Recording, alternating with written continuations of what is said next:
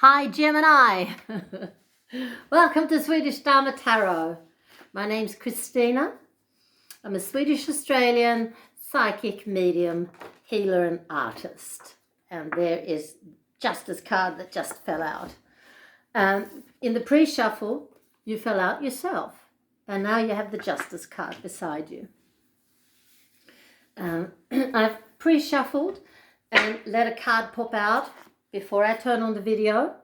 3 of them. This is the Angel Tarot, and you've got number 11, Strength, Archangel Ariel. And in the Goddess Guidance Oracle, you got Saraswati, the Arts.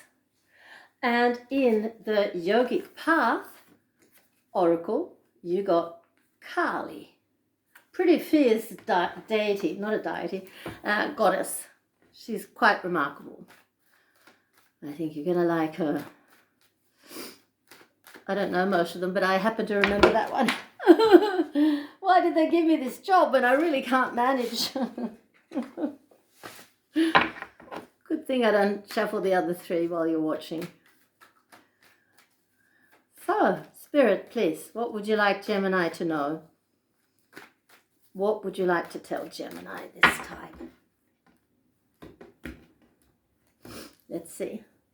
The Goddess Tarot is the deck that I work with. Looks like this on the back.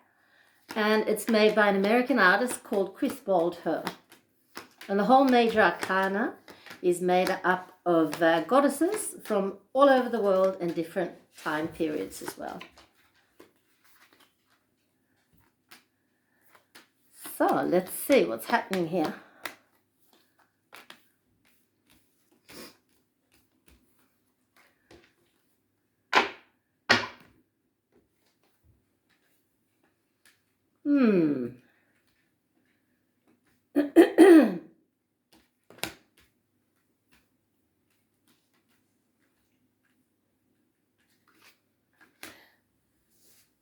It feels like you're on the one hand in the middle of a divorce, and on the other hand you're on your way into a new relationship.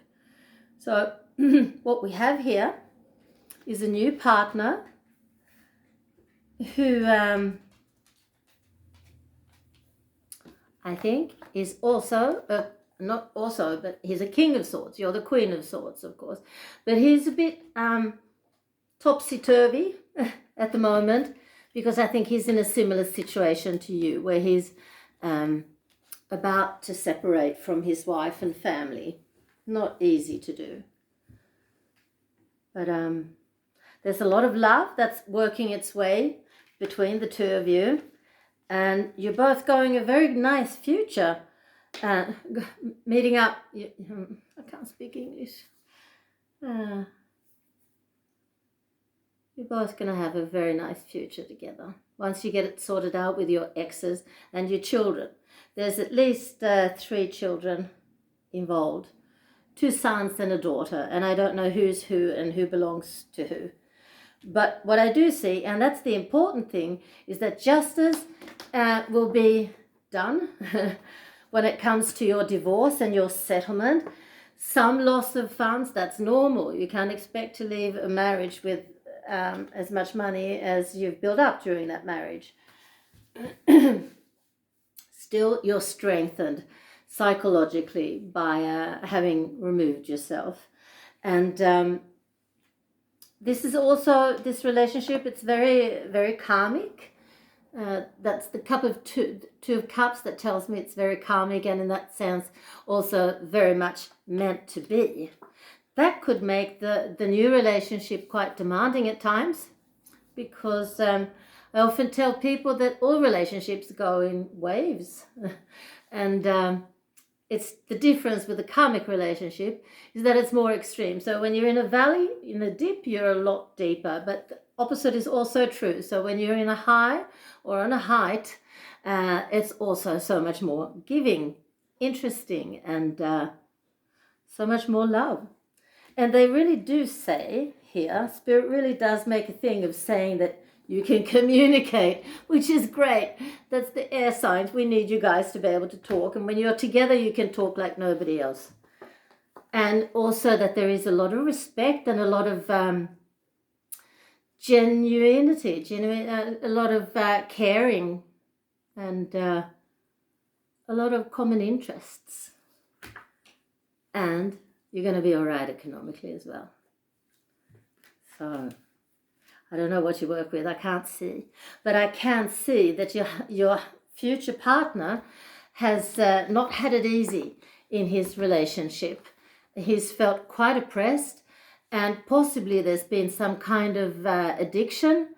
At least there's dependency and codependency in there, and I think he's the codependent one, which makes it more difficult for him to break loose. But once he's done that, it will be fine. And I don't think you're going to let him become dependent on you in any way. You've matured, you both have now. So you know a lot better than to become dependent on your partner. So that's what the tarot had to say. Let's have a look at what the oracle cards say. Yeah, the strength, number 11. It speaks of a great inner strength and sluta. To stop criticize, and it's also about forgiving and empathy, which is nice. And then we have Saraswati, the arts.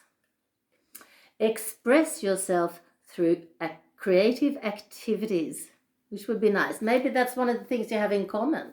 Maybe you play music and have fun in that way. And then we have Kali. Now listen to this. Goddess of destruction, dissolution, and ecstasy.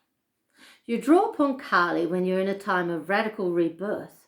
She is fierce, erratic, and untamed. The part of you that you're afraid to give full control because you don't know where it will take you. She will destroy all disillusion and bring you face to face with your darkest shadows, not to cause anguish, but rather from a deep place of love. She demolishes the ego that creates the boundary between you and your highest self. We saw the great inner strength there in the beginning. She's the ecstasy experienced in an orgasm, meditation, bold self-expression, or pushing a child out of the womb. Kali comes to you in a time of deep liberation, stepping into the truer form of you. Trust the process and allow yourself to release all limitations so you can become one with the bliss that you are. Beautiful. It's time for that now. So that's it for this time. Thanks for hanging around, and I hope to see you again. Don't forget to breathe. Bye.